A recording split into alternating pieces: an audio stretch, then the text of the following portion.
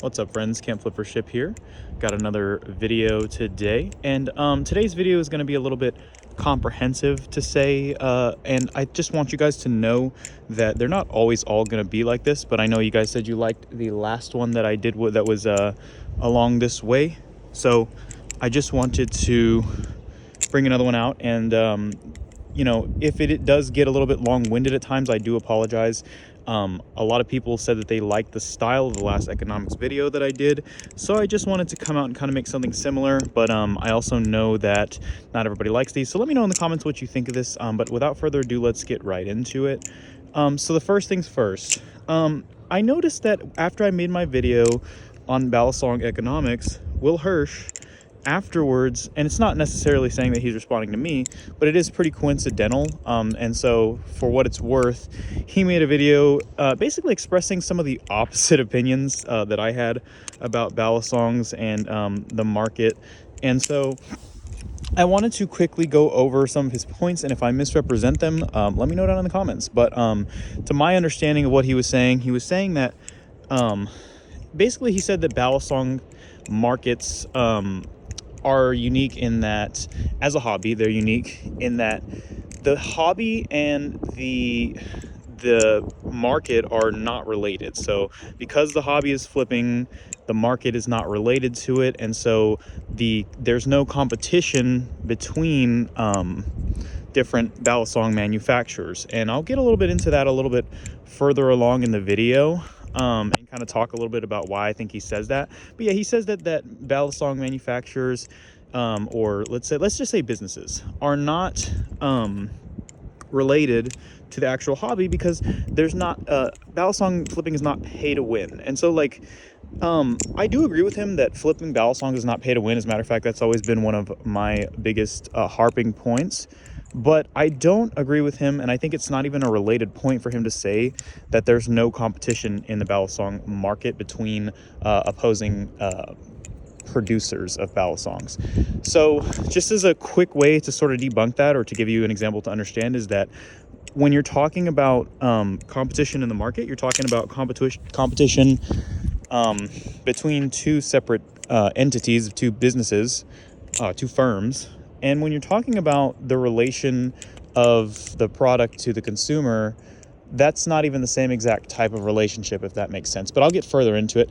What I thought I would do today is kind of as a dual purpose video, is I would talk a little bit about the Balisong type of competition and what type of market we have, and explain to you how we actually, even though Will feels as though the markets are inherently unique, they're actually not unique at all, and they're one of the most common types of markets that exists.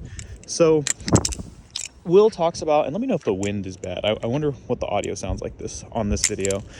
But yeah, so basically, let's get into it. So there are three. Okay, let's preface it this way to sort of build the example from a strong baseline.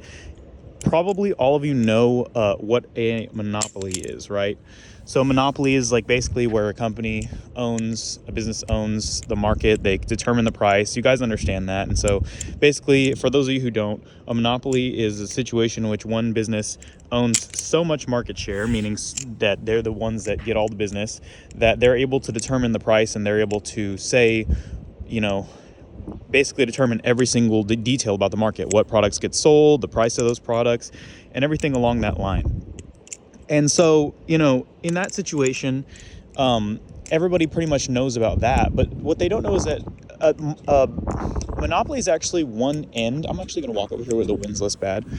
A monopoly is actually one end of a spectrum that is actually determinant of the type of market that exists. So, for example, there on the opposite end lies a perfect market, or perfect competition market. And in a perfect competition market, you basically have a situation where everyone is sort of, excuse me, give me a second while I get to my place. The wind should be less bad here.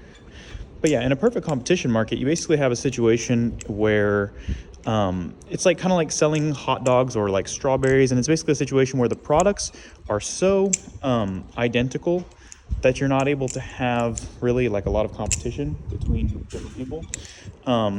And so, like, for example, like if me and you were selling the exact same thing, if you were selling hot dogs and I'm selling hot dogs, how's it going? Then there's no reason why I would pay any more for, for your hot dog versus someone else's hot dog. And so in that situation, you have multiple vendors or people, and they're not able to actually determine the price. So they call them price takers because they're not able to say that, like, oh, I'm going to charge more, I'm going to charge less, which is the opposite of a monopoly, in which case they can charge whatever they want. But all that is to say that spectrum, those are the two lying ends, and in the center, there lies something called an oligopoly. Now, an oligopoly is unique, or not really unique. It's a very common, and the difference between an oligopoly is that, and the reason why it lies in the middle is that in opposition to a perfect competition market, an oligopoly, the way it's similar is that the products are similar. So you have a lot of similar products being sold by a few primary people, but it's not just one like a monopoly. So think, and obviously I'm going to go ahead and say that this is what the Balisong market is. And so think like machine-wise, think Squid Industries, think that type of stuff, right? So these people are the main people in the market, and they determine the pricing of things. Now, where an oligopoly lies differently is that they don't compete necessarily with price, because they are similar to a perfect competition market in that they don't have the ability to modulate the price much, because they'll just get priced out of the market by a lot of the other people in the market. And so in that instance, how do they compete? I'm sure you're wondering. Well, they compete by a few things. They compete by marketing, and they compete by differentiating their product in small types of ways. So for example, if you had specifically, if we were all selling chairs, and it was an oligopoly type of market, our chairs are all identical. I mean, chairs are chairs, right? But then what I would do is say, well, this chair is made out of this type of wood. And you'd say, well, my chair is made out of this type of wood. And so we're trying to compete in a sense by making small changes to the product and by marketing, which is sort of funny because Will Hirsch, his marketing is the reason why his Balisong business is successful. Not entirely, right? Obviously, he produces a good product. I'm not trying to talk down on him or say that he doesn't, but that is part of the reason why he is so successful.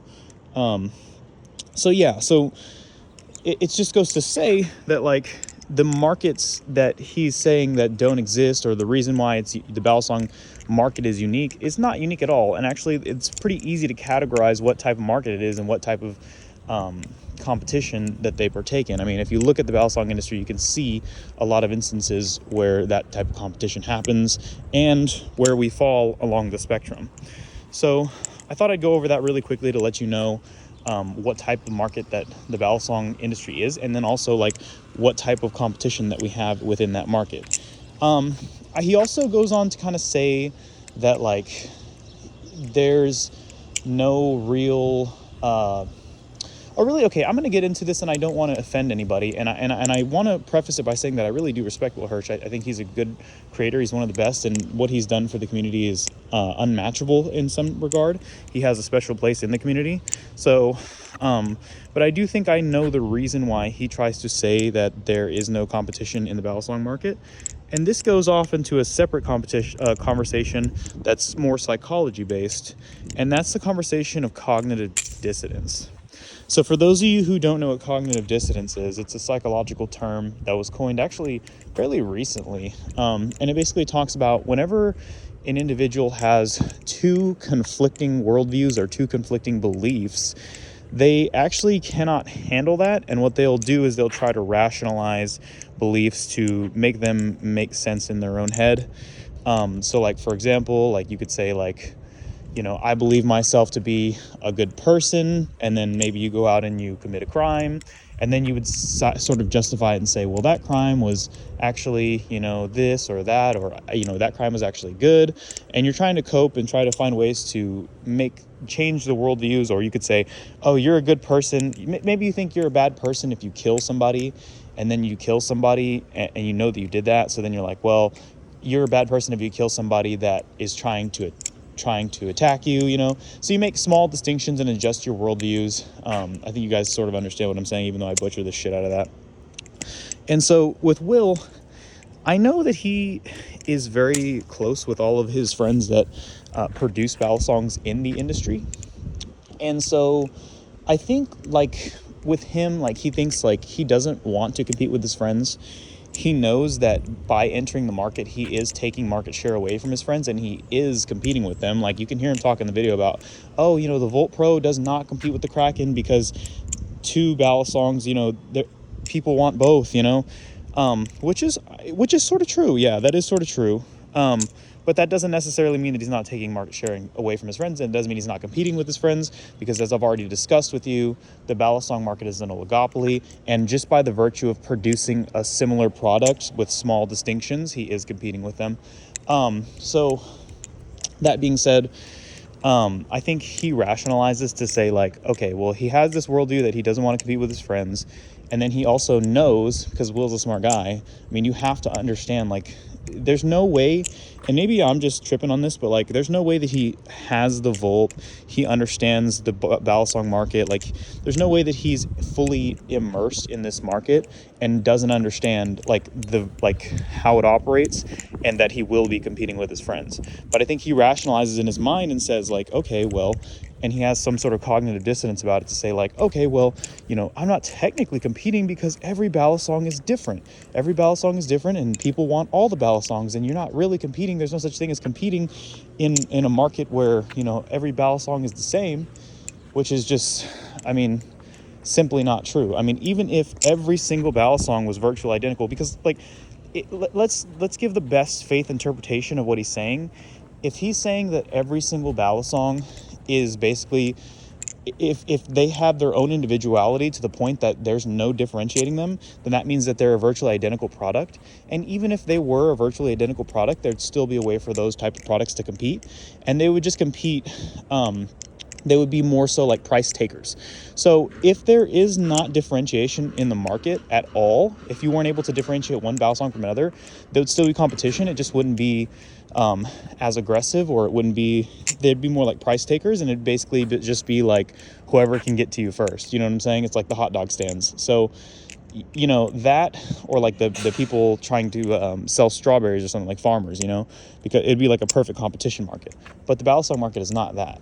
It's an oligopoly, and so in that sense, like, there is a very clear distinction with the way that he describes it versus what it actually is. And to me, I think it's a cognitive dissonance thing, because he doesn't want to have to compete with his friends, or, you know, have that conversation of saying, like, yeah, I am taking market share away from people that that I'm really close with, or that help me up in the industry. But I also want to preface this and say, or not preface, but make the distinction that I don't necessarily think that he's in the wrong here. I think the video that he made, he also talks about that the hobby is unique. The Balisong hobby is unique.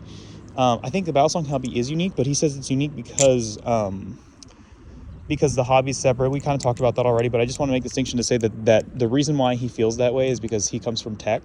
And so, like, in the tech hobbies, like, it's basically just pure consumerism, meaning that, like, there's no such thing as, like, a utility for, like, the stuff that they collect. They just want to collect just for the sake of saying, I have this.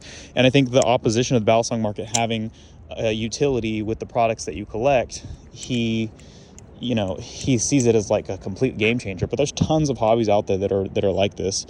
But yeah, I don't want to go down through every single point he made in the video. Obviously, there's a lot of stuff that I disagree with. The only reason why I even made this video in the first place is because, like, I think I made a video on Balisong economics, and then he makes one, and I just wanted to make it clear my opinion on what he was saying about all that stuff. And I don't think he's a bad guy. I think also, like, even if he's taking market share away from his friends, he's doing something good for the community. So you have to almost kind of just respect it in that way, because it's like, you know, yeah, maybe Squid Industries, Lucas might not be fond of it, or there might be some tension in that relationship. I don't think there is, but maybe there is.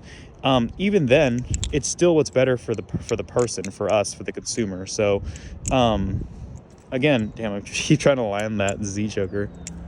Anyways, but yeah, so let me know what you guys think down in the comments. Let me know what type of markets you think, or what type of market influences there are, what type of market you think Balisong flipping falls into. There is a third type of market, or a fourth type of market that I didn't mention, just for the sake of time. If you guys want to talk about that, somebody leave it in the comments. I know one person left the comment saying that they took econ, so you tell me what the type of market is, and I'll tell you if you're right or not.